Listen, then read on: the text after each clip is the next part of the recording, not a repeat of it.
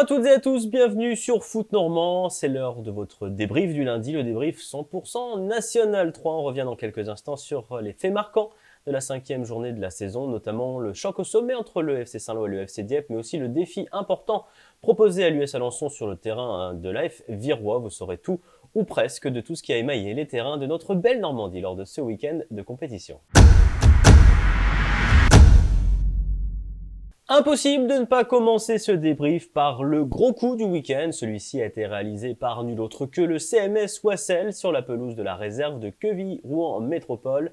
Les hommes de Romain Djoubry sont allés s'imposer 2-0 à Lozé grâce à des réalisations de Jason Gibon et d'Emrys Gomis. Emrys Gomis, justement, on a été le retrouver quelques heures après le match. On l'écoute. C'est une victoire qu'il fallait arracher. C'était pas un match évident sur un terrain assez petit. Mais bon, on a su faire ce qu'il fallait, mettre les ingrédients qu'il fallait pour ce match et on a pu arracher la victoire à l'extérieur. On voulait partir sur le même pied sur la même lancée que l'année dernière. Pour l'instant, on a su le faire. 5 matchs. Pour l'instant, on a vaincu deux matchs nuls, 3 victoires. On a réussi à arracher ces fameux 3 points à l'extérieur. Donc, pour l'instant, ça va. J'espère qu'on va pouvoir continuer comme ça. On prend match après match. On se prend pas la tête. On prend les matchs comme ils viennent. Après, à la fin, forcément, on fait les calculs, mais on se dit pas, ouais, faut qu'on gagne là ou là-bas, faut qu'on arrache le nul ou quoi que ce soit. On prend les matchs comme ils viennent, tour à tour, et après, on fait ce qu'on peut. À la faveur de ce succès à l'extérieur et en prenant en compte les autres résultats de la journée qu'on débriefe dans quelques instants, le CMS Wassel fait désormais partie d'un groupe de 4 formations toujours invaincues et qui constitue le quatuor de tête de ce championnat de National 3. Dans notre quatuor de tête, on retrouve Wassel, mais aussi Alençon et surtout le FC Saint-Lô et le FC Dieppe. Manchois et Aran étaient par ailleurs aux prises ce samedi soir pour ce qui constituait à non point douter la plus belle affiche sur le papier proposée ce week-end. Le moins qu'on puisse dire, c'est que le choc au sommet n'a pas déçu. Aran et Manchois se sont séparés sur le score de 2 buts partout au terme d'un mano à mano. Et s'ils avaient marqué dès la 3e minute, les visiteurs dieppois ont dû attendre le temps additionnel pour arracher le match nul, un résultat qui contentait à l'arrivée l'entraîneur Guillaume Gonel. On va retenir déjà notre force de caractère d'être revenu dans la partie. Parce que je voudrais tout d'abord féliciter cette équipe de Saint-Lô qui nous a mis en difficulté, qui a vraiment produit du jeu et ça n'a pas été simple ce soir pour nous, malgré notre avantage numérique. Donc oui, on va retenir principalement le retour là dans les arrêts de jeu pour ramener un bon match nul de Saint-Lô. Côté Saint-Lois, le coach Mathieu Chevreau était bien évidemment déçu de voir la victoire s'évaporer à quelques secondes du terme, mais il était une fois encore plutôt satisfait de la prestation de ses hommes. Je ne peux pas reprocher aux garçons leurs efforts, ils ont fait un match, je dirais un peu d'une autre planète en termes d'investissement.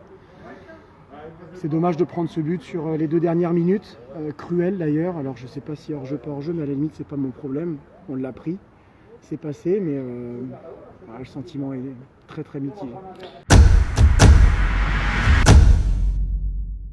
L'US Alençon non plus n'a pas réussi à enlever la victoire ce week-end. Avant cette 5e journée, les Ornais comptaient le même nombre de points que le FC Saint-Lô et le FC Dieppe. Ils ont été freinés par l'AF Virois ce samedi, une équipe toujours très dure à manœuvrer. Dans une partie globalement équilibrée, les Alençonnais vont cependant trouver la faille en seconde période. On joue la 74e minute lorsque Rachid El Imri conclut adroitement une action initiée par Hakim El Hamdaoui. Venu à sa rencontre, le portier virois Louis Deschâteaux doit s'incliner. Plein d'abnégation, les joueurs du Bocage reviennent cependant en fin de match. Axel Fluchet dépose le ballon sur la tête d'Erwan Kaczynski. L'ancien attaquant de Bayeux sort de sa boîte à la 90e minute et permet à ses partenaires de sauver un point alors qu'ils ont dû terminer la rencontre à 10 suite à la sortie sur blessure du milieu Dorian Charlier. Comme Saint-Lô, Alençon a manqué de prendre la tête pour seulement quelques secondes, mais à l'arrivée, l'entraîneur Vincent Legnaud n'avait pas vraiment de regrets. Je ne regrette pas, peut-être un peu plus de maturité pour tenir le ballon en deuxième mi-temps, mais je ne regrette pas. Si c'était à refaire, on ferait pareil sur notre deuxième mi-temps, surtout 1-0 dans la gestion. Donc c'est un bon résultat pour nous. Il y a un peu de fatigue, il y a un peu de blessés actuellement. On avait des joueurs absents, ceux qui étaient là ont été très bons aussi. Donc il faut savoir prendre les points, faire le dos rond. 3 victoires, 2 nuls. Pour un début de saison, c'est bien. À nous de bien récupérer parce que ça s'enchaîne avec Cardreville, ça va être compliqué en Coupe de France. Et puis après la Mangarde. Donc voilà, mais bravo aux garçons. Côté virois, l'entraîneur Cédric Hoarau retenait l'abnégation de son groupe, même si ce dernier n'a plus connu la victoire depuis la première journée. Sentiment mitigé parce qu'on fait vraiment une belle première mi-temps dans la continuité d'Évreux. Il nous manque les buts, même si voilà, il y a un poteau, mais sinon on a quand même été je pense, supérieur sur la première, mais on manque d'efficacité. En deuxième, on est absent des débats total pendant 25 minutes. On se fait punir assez logiquement. Ils auraient même pu en mettre un deuxième. Et puis, voilà, de manière assez bizarre, c'est qu'à 10 qu'on se réveille et qu'on met de l'intensité et qu'on va chercher un point au courage, mais qui est mérité sur l'ensemble. Maintenant, il faut qu'on arrive à être plus constant. En tout cas, je suis quand même content des garçons parce qu'il y aurait pas mal d'équipes qui auraient sombré à 1-0 à une sortie sur blessé. Donc c'est bien. C'est de bonne augure pour la suite. Il faut qu'on mange notre pain noir et qu'on continue à travailler. Place à la Coupe de France.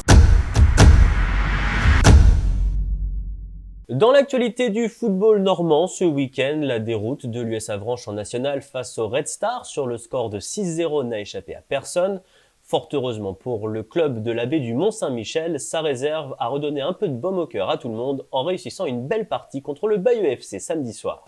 Après de nombreuses occasions non converties lors du premier acte, les Avranchinais se lâchent lors de la seconde période. C'est d'abord Benjamin Rennes qui libère son équipe en trompant Jérémy Bazir à la suite de cette belle action. Devant au score, les Manchois lâchent alors les chevaux face à un adversaire dominé et Jali Mouadib, rentré quelques minutes la veille en national, se charge d'inscrire en solo le but du 2-0. Les locaux inscriront d'ailleurs un dernier but au bout du temps additionnel par Sami Itaï. La première victoire de la saison à Fenouillère pour la réserve a en tout cas apporté beaucoup de satisfaction à l'entraîneur Christophe Dubosc et à son joueur Jali Mouadib. On n'avait pas réussi sur la première mi-temps, c'est ce que je leur ai dit, à concrétiser les situations par manque de justesse, de précision. Et je leur ai demandé à la deuxième mi-temps de continuer, d'insister. Et puis bon, ça s'est décanté sur la deuxième. Oui, le contenu a été bon, on marque 3 buts. On a rarement été en difficulté, donc ça reste plutôt un bon match pour nous. Ouais. Le plus dur, c'était à 1-0 d'être lucide, de savoir qu'il faut en même temps garder le résultat, mais en même temps, si on a l'occasion, enfoncer le clou. Et on a été très mature, très bon dans la gestion du match, des temps forts, des temps faibles, et ça a payé. Côté bayeuxin, en revanche, l'entraîneur Olivier Jobat et son attaquant Victor Guerrier, après une partie difficile, accusaient inévitablement le coup. On est quand même sorti en première mi-temps où on a eu quelques opportunités, mais évidemment, le début de deuxième mi-temps est fatal quand on prend ce premier but.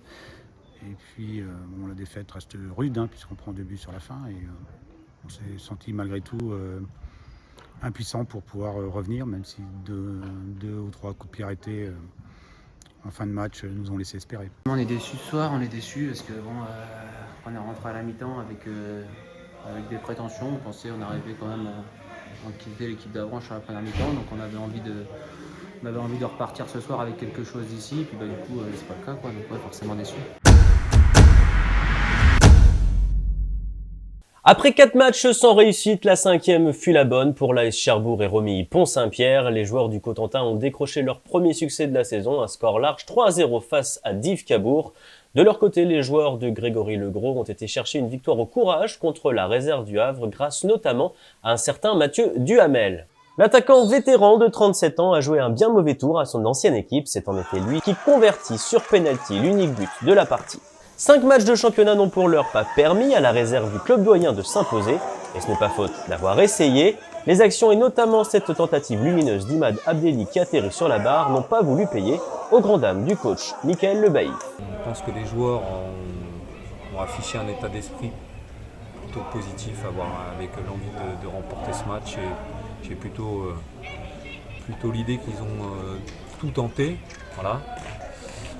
Maintenant, c'est pas suffisant. C'est pas suffisant. On ne peut pas avoir autant d'occasions, dominer autant un adversaire avec beaucoup de respect et d'humilité, mais on ne peut pas autant dominer et perdre un match comme celui-là. Donc, on a des manques offensivement, on serait beaucoup d'occasions, peu de réussite. Le taux d'efficacité, il est famélique, quoi. C'est très insuffisant. Et c'est pour l'instant ce qui nous fait défaut, puisqu'on est sans doute dernier ce soir, quoi, voilà. Donc c'est pas suffisant. voilà, c'est pas suffisant sur cette agressivité et cette justesse dans la surface et ce côté tueur qui nous manque chez nos jeunes joueurs qui jouent attaquants. S'ils l'ont emporté, les Eurois le doivent en grande partie à leur gardien, Florian Lebastard, qui a réalisé une grande partie en multipliant les parades.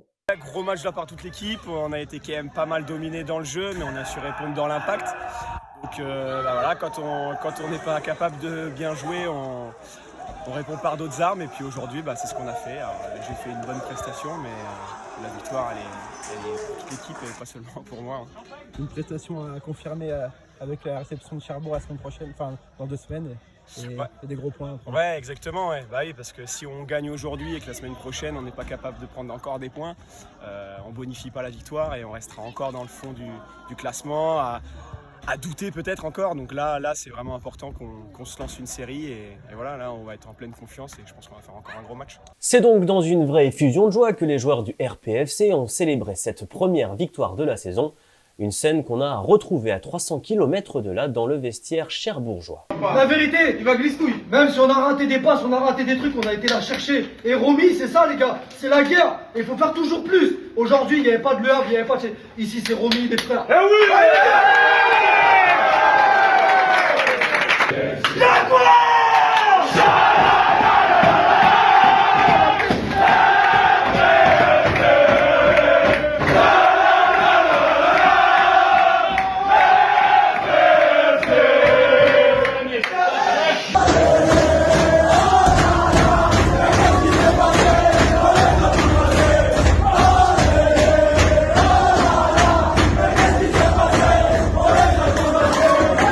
Comme on le disait, les hommes de Jean-Marie Elie couraient depuis le début de la saison après leur première victoire de cet exercice et celle-ci a été obtenue avec panache aux dépens de Div Cabourg. Nous avons été en parler avec le gardien de la formation du Cotentin, Victor Pelleret. C'est une victoire qu'on attendait depuis le début de saison. On a fait quand même plusieurs bonnes parties. Je pense à Avranches où on méritait mieux. On a fait un bon match au Havre. On a eu une belle équipe en face. Et on fait un bon 0-0. On ne prend pas de but contre le Havre. Là, on confirme hier en faisant encore un clean sheet. Et là, cette fois-ci, en mettant 3 buts. Donc, c'est un soulagement. On attendait ça depuis le début de saison, la première victoire pour, entre guillemets, vraiment la lancer cette saison. Et je pense qu'on a pris de la confiance lors de ce match, surtout contre une équipe de Div Cabourg qui était vraiment intéressante, parce qu'elle nous a fait mal en première mi-temps. Malgré tout, et on a réussi à faire le dos rond et ensuite à dérouler notre jeu en deuxième mi-temps. Grâce au doublé de Michael Fati et un but sur penalty de Jean-Paul Cumby, les joueurs du Cotentin se replacent au classement. Victor Pelleret et ses partenaires figurent ce lundi à la 7e place du National 3 normand, un classement désormais dominé par un quatuor comprenant Dieppe, Saint-Lô, Alençon et Oissel. Vous l'aurez noté, nous n'avons évoqué que 6 matchs dans ce débrief, le 7e opposant l'AGCAN à Évreux ayant été reporté à une date encore indéterminée. La raison, les Ébroïciens disputaient leur 4e tour de Coupe de France ce week-end avec à l'arrivée un succès 5-1 face à Gournay. On retrouvera Eurois et Canet dans le prochain débrief, eux qui seront amenés à jouer respectivement contre la réserve de QRM et l'US Alençon. Parmi les matchs marquants du prochain week-end de compétition, le Havre tentera de glaner son premier succès contre Vire, tandis que Saint-Lô et Oissel se disputeront un duel au sommet qui promet d'ores et déjà beaucoup. On conclut d'ailleurs cette émission avec le programme du 5e tour de la Coupe de France pour nos clubs de National 3. Oissel se rendra à Luneray, l'AGCAN ira défier Caudebec sur son terrain. Petit derby entre amis pour le FC Saint-Lô sur le terrain de son voisin Agneau, tandis qu'Alençon sera au défi d'Équeurdreville-Henneville. La Virois de son côté devra se défaire de Val-de-Reuil alors qu'Évreux sera en déplacement à Tour-la-Ville. Curiosité du calendrier, alors qu'ils étaient opposés ce week-end au stade Maurice Poster, Cherbourg et Div Cabourg se retrouveront de nouveau face à face pour ce qui constitue l'unique choc 100% N3 de ce 5e tour de Coupe de France. C'est la fin de ce débrief, merci d'être toujours plus nombreux à le suivre, merci également pour tous les partages, on vous invite évidemment à continuer à le faire, ça récompense le travail fourni. Merci également à toutes les personnes sans qui nous n'aurions pas pu réaliser ce nouvel épisode. Pour ma part, je vous donne rendez-vous pour le prochain débrief, ce sera dans 2 semaines, on se retrouve donc le lundi 25 octobre prochain. D'ici là, portez-vous bien, salut.